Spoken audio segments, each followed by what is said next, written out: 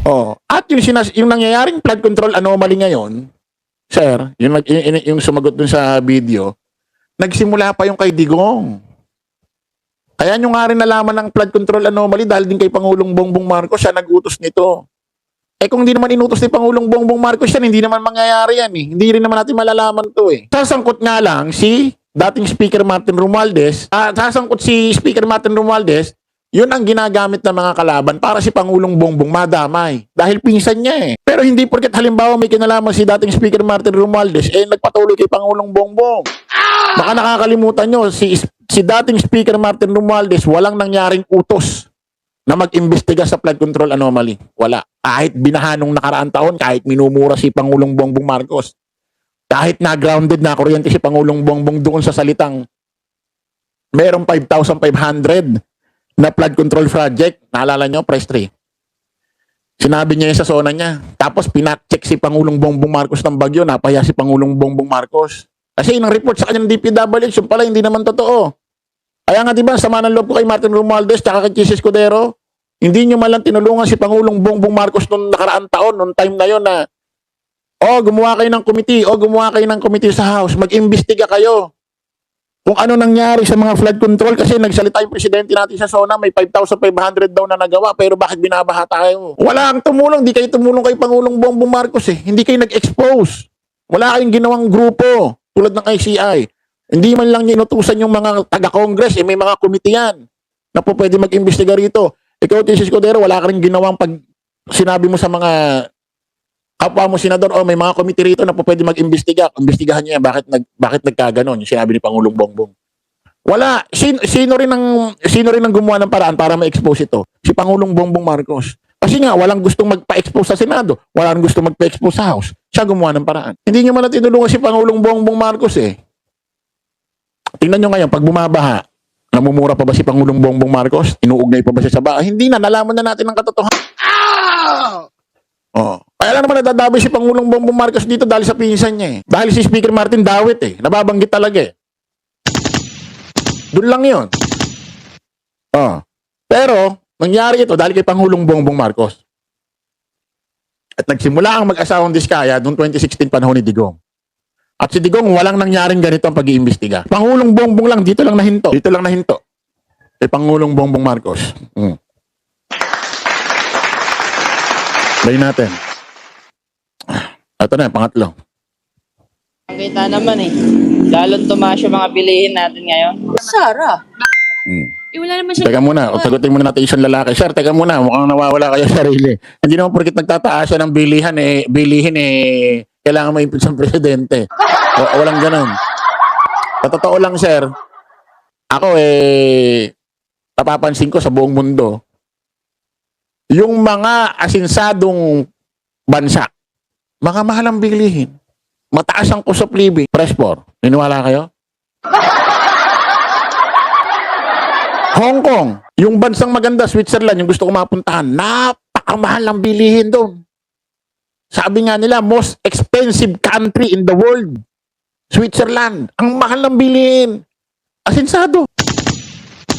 Parang wala yata ako nababalita ang asinsadong bansa, mura bilihin. Marang narinig ko, mga bansang asenso, malalayo na narating, ang mamahal ng bilihin. Pero ba kayong bansang nabalitaan na asensado ang mura bilihin? Parang wala ko naririnig. Hindi pwede ma-impeach ang presidente, sir, na mahal ang bilihin. Kung ganyan, lahat ng presidente i-impeach na. Mula nung pinanganak ako, mahal ang bilihin. Ha? Tuloy natin. Ito, si nanay. Gusto si VP Inday Sara Duterte. Ha? Ang ma-impeach. Magmula naman nung naging Department of Education siya, wala siyang gawa.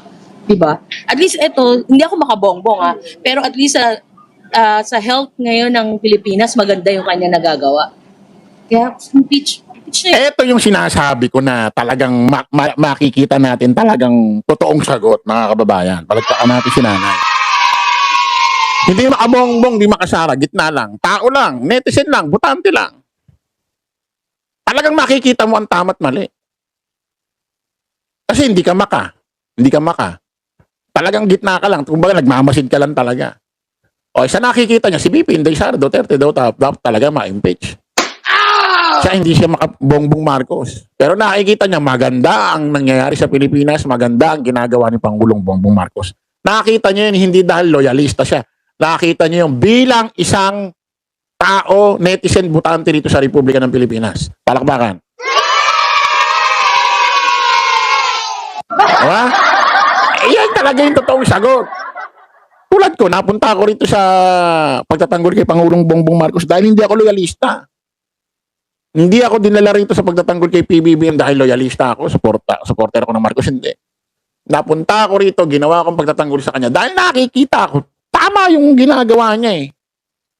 Ang layo ng ginagawa niya sa ginawa ni Digong nung si Digong ang presidente rito. Mas maayos itong administrasyon na ito. Yung mga krimen, wala tayong magagawa, nangyayari ang krimen. Ha? Ang importante lang naman dyan, nasusolba ang kaso, nahuhuli yung mga kriminal. Yun lang naman yun, hindi napapabayaan. Anong gagawin natin? May mga gumagawa talaga ng krimen. Ha? Actually, nasa Bible din naman yan. Biblically speaking, andyan din naman talaga yan. Mangyayari't mangyayari, pasama ng pasama ang tao. Mangyayari talaga yan. Ang importante, nandito ang ahensya ng gobyerno para sugpuin yung mga yan. Tuloy natin.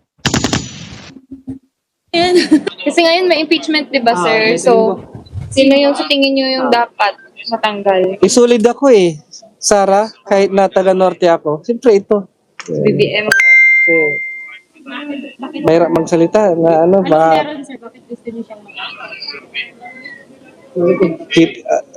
Alam niya rin sagot niya sa tanong niya. Nakikita naman natin. Wala lang akong malita. Pero marami malita dyan. Titinda, di ba? Oh, yun lang. Kung sabihin. Diba? Walang sense. Tapos, 1 million lang yung inaano sa kanya. Eh bakit hindi hanapin yung billions na malita? Alam niyo mga kababayan, ito nakakalungkot dito mga kababayan. Ito nakakalungkot dito sa ating lipunan, no? Dito sa ating mga kababayan. Kumakampi sa mga tao na hindi naman nila alam kung bakit. Kumakampi sila na hindi naman nila nalalaman talaga ang istorya. Dito tayo nagkakaproblema eh.